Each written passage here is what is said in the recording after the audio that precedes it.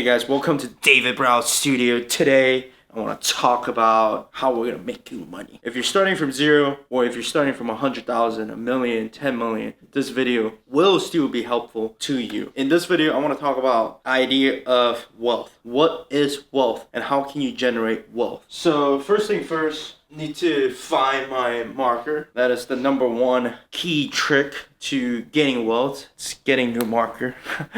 Just kidding. Number one is really understanding what is money, right? When you want to make big money, large money, 7 figures, millions and millions of dollars, it's not going to come in a monthly sense. You're not going to be able to make a salary, a W-2 income making that kind of money, right? Unless you're super top lawyer. But again, those are not yearly. Those are not sustainable, right? Big money, keep in mind here, comes in a flow, right? Comes with an opportunity. So key number one, you need to find out what is the opportunity of the century and what is the trend, right? So number one, opportunity. Opportunity is so crucial when you're talking about money, right? Money is not the game of smartness, right? Not IQ. Otherwise, all the scientists would be millionaires, if not billionaires. Otherwise, some of our politicians would not be multi-millionaires. So money has nothing to do with your IQ. Money has a lot to do with your EQ, how you look at things, how you are able to control yourself, right? You don't want to piss off all your customers, right? But ultimately, the big money, right? If you talk about mega millions, tens of millions, hundreds of millions, billions of dollars, it's all about opportunity, the right opportunity. I'll give you an example. If you're a car salesman for Toyota or any of the starter car, commercial car, whatever, max you can make a certain amount, right? Just because it's tied to the opportunity. Your starting base salary might be $20,000, $40,000, and if you sell 10 cars a month, you get a $10,000 bonus, $20,000 bonus, whatever. So that's your opportunity. But if you're in, let's say, a Lamborghini dealership, it's a very different opportunity. And if you sell 7 cars at a Lamborghini dealership, you're making 7 figures a year, guaranteed. So opportunity matters a lot. As an entrepreneur, as someone who cares about wealth, that's something that you need to think about it. And before I get sidetracked, I want to talk about this. I know a lot of people talk about money as evil, money's the root of evil, right? That's what I heard when I was young. I want you to erase that. That is totally opposite. Money is an amplifier, it's a magnifier. If you're a bad person, you're going to be worse with money. If you're a good person, guess what? You're going to be better because you're going to use that money and help out the people that you care or help out strangers, right? That's a very good deed. So anyway, coming back to generating wealth, it's opportunity, right? Then number 2, obviously, is capturing those opportunities, right? But before we talk more about capturing, let's dive deep a little bit more on opportunity. And this video is not scripted at all, so please bear with me. Again, right, when you're starting a business versus working for someone, that's an opportunity. And every time you choose something, there's a cost to it. What cost of that is the opportunity cost, right? And that's why you're seeing a lot of people going to places like Silicon Valley, they join a startup and all that. And just based on that selection, if you pick the winner versus a loser, the difference in wealth could be ginormous, right? I mean, there's this person was one of the first 100 employees of Google, and he was a chef. He's worth $30+ million because he was the chef of Google, right? Got some of the shares, and then Google stock skyrocketed. That was his. And then I think there was another case where there was this janitorial who got some shares of Facebook, and now called Meta. Now that person is a multimillionaire, right? So hitting lottery, buying opportunity. But what I want you to do is, like, I don't want you to go buy lottery. That's stupid, right? Because the odds are against you. I want you to think of life like a roulette wheel, right? Every time you work on a business idea, every time you think of a problem, a solution, right? Every opportunity is because of a problem. It comes with an opportunity, right? I want you to view the world with that lens, and I want you to view your time and your effort as a roulette ball, right? Let's say in a year you have 12 months, 4 quarters, right? So I'll give you 4 balls. Every year you get 4 chances, right? That's fair. Everybody gets the same chances. You have 4 chances every year, right? And I want you to throw, meaning give yourself an opportunity to fall, fail. It's okay, you know? In fact, my story co-founded a government contracting company 5 years ago, right? First 2 years, we lost more than 128 proposals. Established companies don't even submit more than 20 proposals a year. We lost 128 proposals in less than 2 years, right? And back in those days, there were no AI, right? We had to write all that from here, right? And that's not much there, right? So I want you to give yourself tries. View business opportunities as each tries, right? Every year you're 4 times. I want you to focus on those and really give a chance, especially if you're working a full-time job. This is the perfect time to take those chances because you're not really losing much. Maybe on your weekend, let's not go to that drinking, that buddy that you don't even like, but you're hanging out with him, right? Or her. Wasting your time, man. Gotta get ahead, right? It's progressively getting harder and harder to become wealthier. Technology is growing, is improving quickly. All the opportunities are gonna be seized by all those people that are sacrificing now, right? As technology matures, opportunities kind of die down, right? Because someone captured it. It is what it is, right? When it comes to the game of wealth. Okay, so number one, you gotta view the word opportunity. Number two is capturing it. Capturing opportunity is a very interesting mindset, right? Again, it kind of ties back to the 4 times a year. You gotta be willing to put yourself out there. You gotta be willing to look stupid, right? I mean, here's a good study. I am doing relatively well, right? Company's doing well, but I'm creating videos. And from my perspective, I don't know what I'm doing, right? So I feel very awkward. I feel very uncomfortable, right? And that's okay, right? It's okay to be uncomfortable, right? You know, I start now so that David in 4 years will thank me for it. I'm not doing this for me now. I'm doing this for David in 4 years. So that's rule number one, right? You gotta be able to sacrifice now so that you're betting on your future to be a lot better. Right? But keep in mind, I don't want you to give up everything. You gotta protect your wealth. You gotta protect your mindset. Don't grind to the point where you're dead. That's not the right way. You wanna grind in a sense where you're putting in energy. You're thinking about it. You're letting those opportunities come to you. Right? You're doubling down if they're showing any sort of effort. So yeah, so that's opportunity. Capturing it is once you really identify it, and I'll give you 2 examples right now. In my perspective, what are the opportunity right there, right? Big opportunity. High level stuff, definitely AI.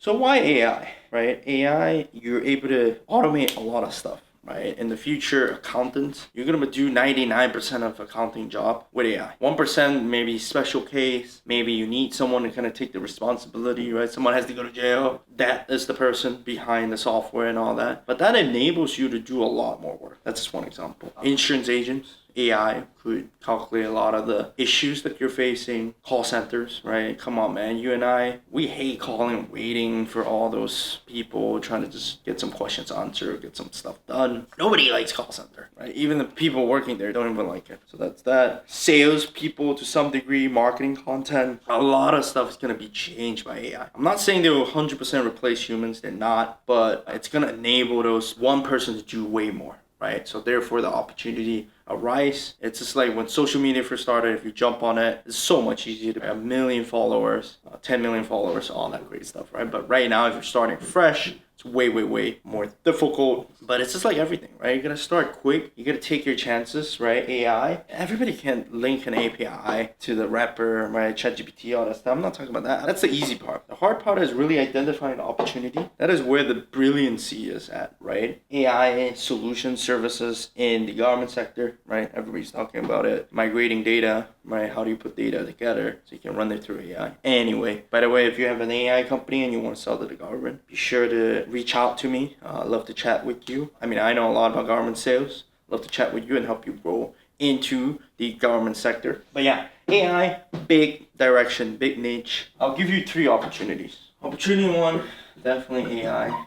AI related stuff. You're gonna see many billion dollars company created in this sector, right? Or established company using AI to kind of grow from there. Number 2 is, funny enough, it's not tech related. Construction related, right? Your HVACs, your plumbing, your electrician. Be nice to them. Be nice to them. Because, you know, I think the pendulum is going to swing back to, I believe it's called blue collar work, right? Meaning those people that are very crucial to maintaining society. If you want your lights on, your internet on, right? All those cables. I mean, in the future, it'd probably be satellites, but hey, someone needs to fix those satellites, right? You're going to have a lot of astronaut electricians fixing those satellites. Anyway, so that's construction, right? Building roads, building new properties. So you either technology, right? AI, software, or you go into construction, hardware, right? Double down. If you're in construction and you can find someone who knows AI, you can then work together, right? You tell them what problems you're facing, and then you can automate those, right? For example, how do you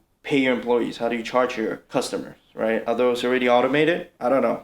Which probably is. How do you do trainings for your employees? How do you make sure they actually did it, right? Certification, all that stuff. Compliance, right? How do you do management of the work, right? Hey, John said he's gonna do this. Has he done that yet? Management. What else? Sourcing. How do you source the best steel? How do you source the cheapest steel while it's the best? How do you procure stuff? How do you buy stuff, right? All that ingredient stuff. Those are very important. And if you can tie that back to data and AI, a lot of things could be automated. And then number 3, it's crypto. Okay, before you yell at me, before you throw your slippers or your cake at me, here's the caveat, right? I mean crypto as in a way to make money, right?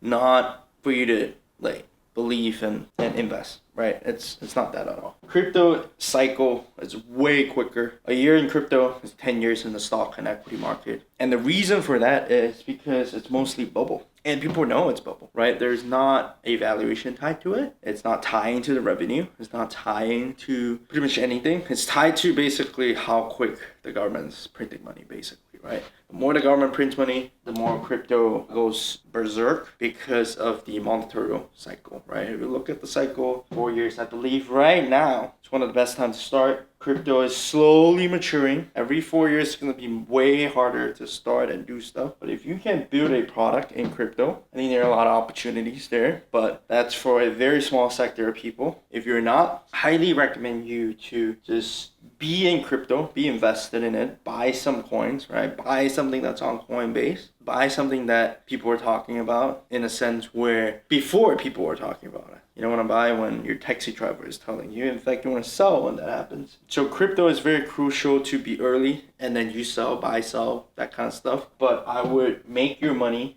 in this 3 sector. Crypto is more of a quick investment thesis. Bitcoin, Ethereum to preserve and maybe 2-3x your capital. Everything other coin, right? Obviously it becomes very risky, but your chances of it going 10x in a year, 20x, there's some possibility there, but it's not for everyone. Be prepared to lose everything, but if you are prepared to lose everything, it's a good chance for you to gain wealth. So ideally, you make your money from selling services here, and then you pour your money into here to grow it while you can. This is for 2025, by the way. If you're after 25, that's on you. I don't know about that time. I'm not sure. 2025, I think 3 things. 2026, maybe not crypto. Maybe don't do crypto, but definitely AI and construction. I see that as the next 10 years, maybe even 20 years for AI and construction. Opportunities are definitely there. Crypto is more like 2025 opportunity. You grab it when it's there. You leave when it's not there, unless something big changes. But so far, I guess there's 2 sides of things, right? There's the compliance side, which is the stable coin, right? You can use it to pay international payments and all that, and those are great. But on the degen side, you want to just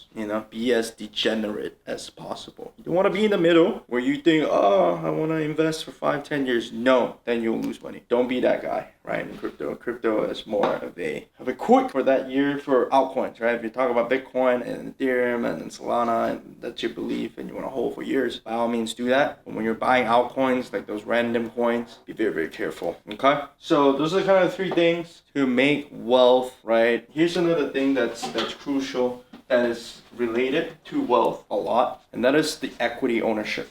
Right, this is the last thing. Equity ownership. And that's how most people make their money, from actually nothing to millions and millions of dollars of net worth. It's because of equity ownership, right? Because when you do not have money, it's impossible for you to go out and buy shares of companies, right? I mean, you can do that, but it's going to take a lot of time, especially if you want something meaningful, right? Let's say you have $100,000 safe, you bought in, that's only $20,000 a year, right? Obviously compounded 30, 40, 50 years, it's great, it's a big number, happy for you. But if you want to change your life in the next 2, 3 years, 5 years, 10 years, I like to look at it every 3 years. I kind of do some calculation and adjustment. Every year I kind of have my own yearly goals, but every 3 years I like to call it the change your life trajectory, right? Every 3 years I believe you're doing something right, completely change your life. So equity ownership, right? If you're owning an AI company, construction company, all that stuff, ideally combine, right? Find a partner, combine that, and you're doing whatever, 3 years in, you're doing 10 million revenue. Is it hard? Yeah, it's not easy for sure, but that's not stuff that we want to talk about today. Let's say you're doing 10 million revenue. Let's say because you're growing so quick, you're using technology, and investors are willing to put some faith in you, right? Let's do 10x sales, which is not unheard of. It's actually not that crazy. That's your company valuation, right? Keep in mind, you might own 30%, you might own 50%, you might own 70%, depending on how it's structured, right? Because the new investors coming in, whatever. Let's say you own 30%. You just created $30 million to your name in 3 years. There are no other ways you can do it that way. Right? Almost impossible. Unless you're an athlete, unless you're the top tier lawyer, not regular lawyer, the injury lawyer that just got a big case and win. Unless that's the case, it's almost impossible to create this kind of wealth.